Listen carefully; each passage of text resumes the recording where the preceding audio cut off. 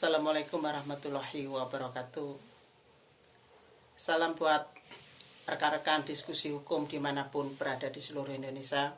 Alhamdulillah kita masih bisa silaturahim dan bisa bertemu kembali.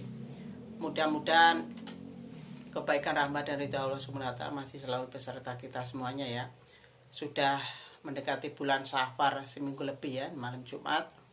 Mudah-mudahan khususnya bagi rekan-rekan Al-Hikmah dimanapun berada, jangan lupa surat Yasin ada Al-Kahfi. Ya, bagi rekan-rekan semua melanjutkan diskusi yang sempat tertunda ya. Jadi dalam berita terupdate kali ini momentum bulan-bulan September yang tentunya tidak hanya di politik ataupun di luar penanganan pandemi ya.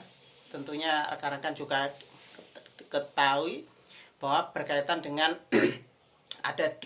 munculnya dan tidaknya dugaan komunisme itu sendiri. Nah, untuk itu basis datanya saya bacakan dulu, nanti kita analisis dan saya sedikit berikan pandangan. Ini di detik.com.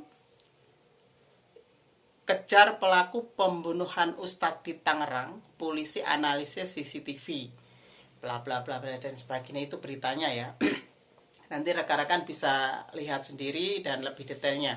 Saya akan menganalisa dalam berbagai hal saja. Jadi kalau kita berbicara konteks akhir-akhir September ya, memang harus hati-hati kalau ngomong, dan ada beberapa hal yang bisa saya sampaikan ke publik pun juga ada kalanya kita at the record ya. Kadang kita juga sering diskusi, ini memang fenomena gejala atau ini memang ada operasi titik-titik itu kan. Jadi kalau kita cermati tanggal 18 September kemarin, tepatnya di Tangerang Kota ya, di Tangerang Kota ada pembunuhan Ustadz pasca pulang sholat, kemudian ditembak di depan rumahnya, kemudian sampai dibawa ke rumah sakit, akhirnya meninggal.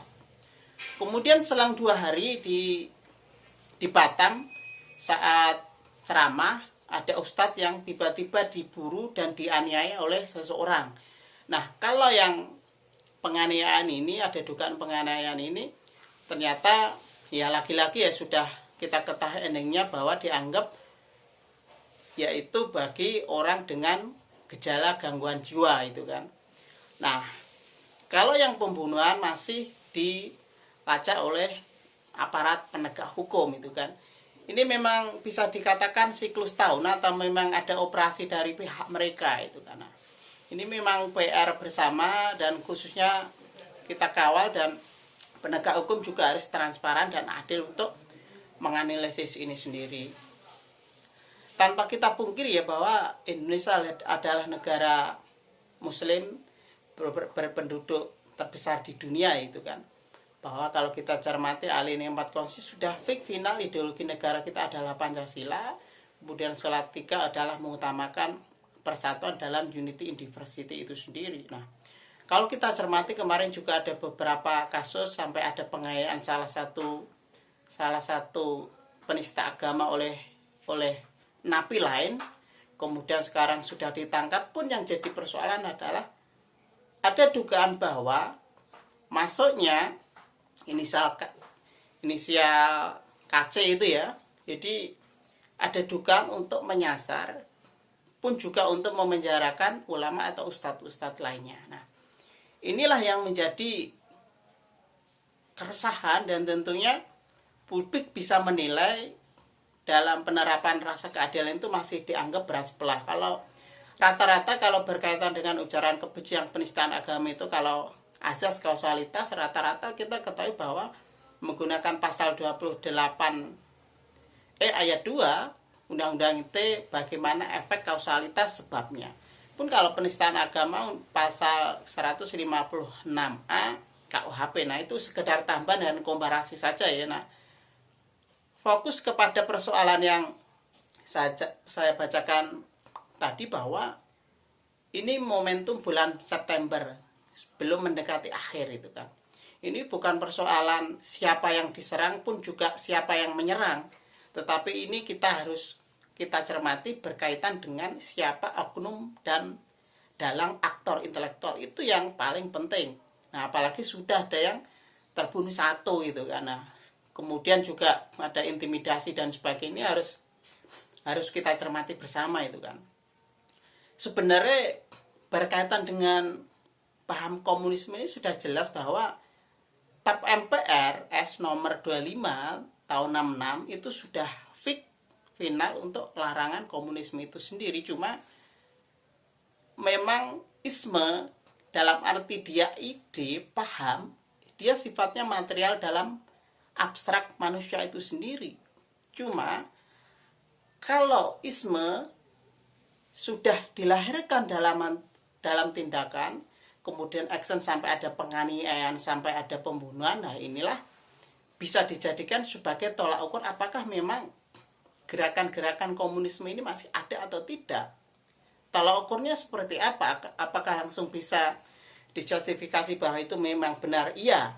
Apalagi tiba-tiba langsung dianggap orang dengan gangguan jiwa. Nah, ini kan menjadi persoalan. Dan ini lagi-lagi kan juga tidak dalam satu ataupun dua kasus juga itu kan. Nah, kemudian kalau sampai isme ini terlembagakan dalam arti partai kan sudah selesai ya, sudah tidak ada partai yang berhaluan komunis. Cuma gerakan dan kemudian halnya ini sangat berkentang, ini masih kita rasakan itu kan. Ada dugaan keras memang ada itu kan. Kenapa momentum ini setiap tahun itu kan. Dan lagi-lagi kenapa orang dengan gangguan jiwa yang diserang adalah ustadz, kenapa tidak yang lain. Dan lagi-lagi kenapa spekulasinya, dan bahwa yang sangat heran kalau kita cermati per tahun itu dengan bangganya yang menganiaya ustadz di Batam Karen mengatakan dengan lantangnya saya komunis. Nah, inilah yang menjadi PR kita bersama. Kemarin sebenarnya saya ingin melihat respon dari Kemenko Polhukam, dari BIN, kemudian aparat penegak hukum. Nah, kalau aparat penegak hukum tadi di lapangan sudah jelas ya kemarin, yaitu dengan gangguan jiwa itu sendiri. Nah, sekarang kita kawal terus prosesnya seperti apa. Dan saya berharap juga rekan-rekan dimanapun berada, ini momentum September ini jangan mudah terpecah belah, jangan mudah terprovokasi, tetap hati-hati dan waspada terhadap agitasi dan propaganda dari belakang layar. Pun juga kita harus tetap mengedepankan rasa persatuan kita semuanya. Nah itu ya, demikian yang bisa saya sampaikan. Insya Allah ya nanti akhir-akhir bulan September atau 1 Oktober lah, insya Allah nanti kita ketemu di forum dan mimbar besar. Insya Allah saya juga diundang jadi salah satu narasumbernya nanti insya Allah ya. Ini sebagai awalan dan yang ditanyakan rekan-rekan kemarin ya, tetap waspada di masing-masing daerah itu ya. Itu bisa saya sampaikan.